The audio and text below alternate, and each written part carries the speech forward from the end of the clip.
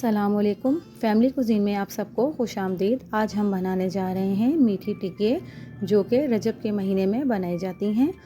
Video को पूरा ज़रूर देखिएगा ताकि आपकी रेसिपी परफेक्ट बने। तो चलिए रेसिपी की तरफ चलते हैं। 1 कप मैदा लेके मैंने छान लिया है और आधा कप मैंने उसमें सूजी का डाला है।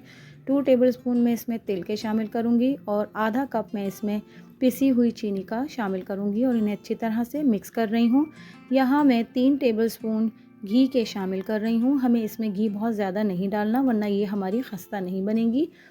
अब मैं इसे हाथ की मदद से अच्छी तरह से मसल कर मिक्स कर रही हूँ। देखिए हमें इस तरह से हाथों को रगड़ के इसे मसलना है। हम इस तरह से इसे अच्छी तरह से करेंगे तो इसमें घी बहुत अच्छी तरह से मिक्स हो जाएगा। यहाँ मैं इलायची पाउडर 2 से 3 इलायची पाउडर को पीस कर इसमें शामिल कर रही हूँ और फिर इसे अच्छी तरीके से मसल कर इसे मिक्स कर रही हूँ। ये देखिए यहाँ मैं हाथ में मुट्ठी में लेकर इसे दिखा रही हूँ। ये इस तरह से होगा तो इसका मतलब है ये तैयार है। अगर ये बिखरेगा तो इसका मतलब इसे मज़ीद हमें मसलना है। तो मेरा तैयार है, बिल्कुल सही बना था। तो मैं यहाँ पर अब 1 कप दूध ले रही हूँ। हमें इसे पूरा नहीं डालना है, हमें इसे साथ साथ गूंदते हुए डालते जाना है थोड़ा थोड़ा। तो देखें मैं एक दफ़ा इसमें दूध डाल चुकी हूँ, बहुत थोड़ा सा। अब मैं इसे मज़ीद थोड़ा सा दूध डाल रही हूँ ताकि ये आटे की शक्ल में आ जाए। हमें इसे बहुत पतला आटा नहीं गूंदना, हमें इसे सख्त आटा गूंदना है। देखिए यहाँ मैंने आटे को गूंद लिया है। हमने तकरीबन आधे कप के जितना इसमें दूध शामिल किया है और ये आटे की शक्ल में आ गया है। देखिए मैं इसे अच्छी तरह से और मसल कर अच्छी तरह से गूंद रही हूँ। अब मैं यहाँ आटे का पेड़ा बना लूँगी। मैंने आटे के 2 पेड़े बनाए हैं। काउंटर पे हम पहले थोड़ा सा आटा श्रेड करेंगे और फिर हम इसे बेलेंगे। हमें इसे बहुत ज़्यादा पतला भी नहीं बेलना है। अब मैं इसे 1 कप की मदद से गोल गोल टिक्कियों की शेप में काट लूँगी। आप गिलास और ढक्कन का इस्तेमाल भी कर सकते हैं।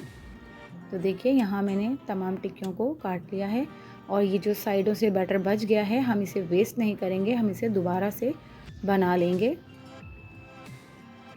तो यहाँ मैं उसी पेड़े को उसमें मज़ीद आटा शामिल करके बना रही हूँ और फिर से टिक्की काट कर रख लूँगी।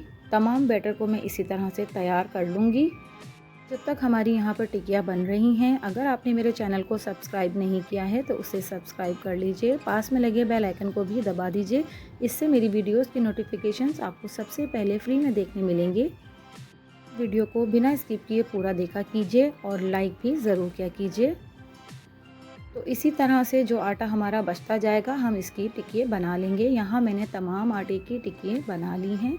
अब हम इन्हें फ्राई करने की तरफ जाएंगे।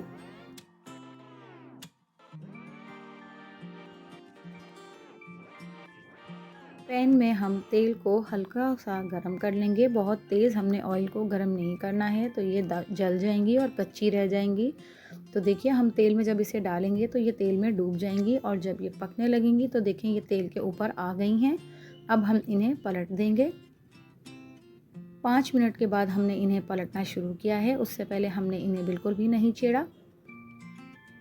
देखिए एक साइड से ये सिक गई हैं